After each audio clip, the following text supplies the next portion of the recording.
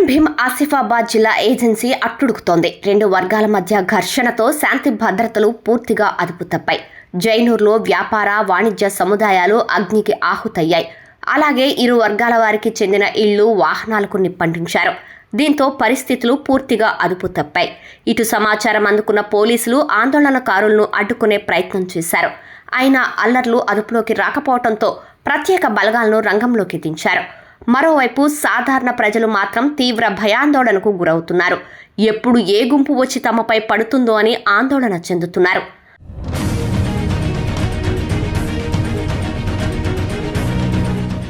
అసలు ఇంతటి హింసకు కారణమేంటంటే ఆగస్టు 31న జైనూర్ మండలం దేవుగూడ శివార్లో ఓ ఆదివాసీ మహిళను ఆటో డ్రైవర్ షేక్ ముగ్దాం తన ఆటో ఎక్కించుకున్నాడు.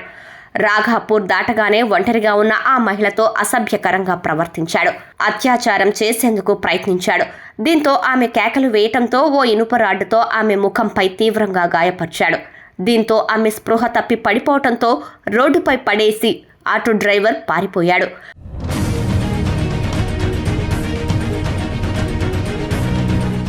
అయితే రక్తపు మడుగులో పడి ఉన్న మహిళను గమనించిన స్థానికులు 108లో జైనూర్ ప్రభుత్వ ఆసుపత్రికి తరలించారు. ప్రాథమిక చికిత్స తరువాత ఆదిలాబాద్ రిమ్స్కు, అక్కడి నుంచి మెరుగైన చికిత్స కోసం హైదరాబాద్కు తరలించారు. మరోవైపు గుర్తు తెలియని వాహనం ఢీకొట్టిందని బాధితురాలి సోదరుడు ఈ నెల 1న పోలీసులకు ఫిర్యాదు చేశాడు. ఈ క్రమంలో హైదరాబాద్లో చికిత్స పొందుతున్న బాధితురాలు స్పృహలోకి రావటంతో అసలు విషయం వెలుగులోకి వచ్చింది. తనపై ఆటో డ్రైవర్ షేక్ మగ్దూం లైంగిక దాడితో పాటు రాడ్డుతో కొట్టిన విషయాలను పోలీసులకు తెలియజేసింది. దీంతో నిందితుడిపై లైంగిక దాడి, హత్యాయత్నంతో పాటు ఎస్సీ, ఎస్టీ అట్రాసిటీ కేసులు నమోదు చేశారు.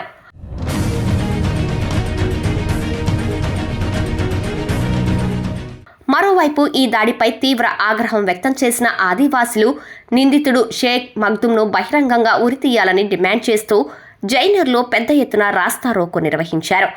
జైనూర్తో పాటు సిర్పూర్, లింగాపురం మండలాలకు చెందిన ఆదివాసులు చేరుకొని నిందితుడిని తక్షణం శిక్షించాలంటూ ఆందోళన చేపట్టారు. అలాగే ఈ ఘటనకు నిరసనగా బుధవారం ఏజెన్సీ బంద్కు పిలుపునిచ్చారు. దీంతో రెండు వర్గాల మధ్య హింస చెలరేగింది. పదుల సంఖ్యలో షాపులు ధ్వంసమయ్యాయి. ఇళ్లు, వాహనాలు తగలబడిపోయాయి.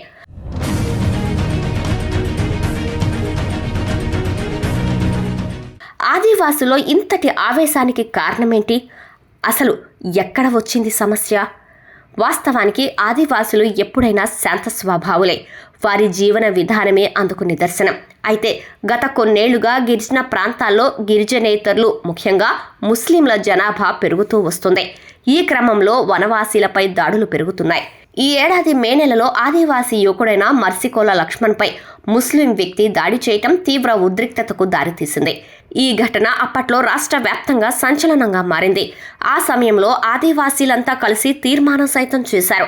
ఏజెన్సీ మండలాల్లో 1/70 పేసా చట్టాలను పకడ్బందీగా అమలు చేయాలని, అలాగే మసీదుల పరిమితిని తగ్గించాలని, అక్రమంగా వలస వచ్చిన గిరిజనేతర ముస్లింలను మైదాన ప్రాంతాలకి తరలించాలంటూ రకరకాల తీర్మానాలు చేసి ప్రభుత్వ అధికారులు, పోలీసులకు అందజేశారు.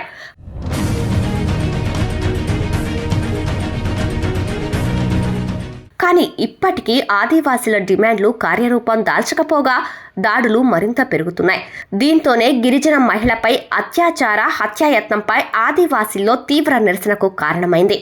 అందుకే తాజా ఆందోళనలో కూడా ముస్లింలను ఏజెన్సీ ప్రాంతం నుంచి మైదాన ప్రాంతాలకు తరలించాలనే డిమాండ్లను మరోసారి వినిపించాయి.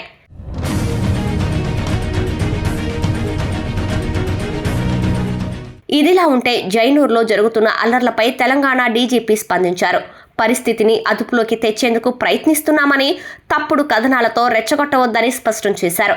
144 సెక్షన్ అమల్లో ఉందని, త్వరలోనే పరిస్థితి అదుపులోకి వస్తుందని ఆశాభావం వ్యక్తం చేశారు.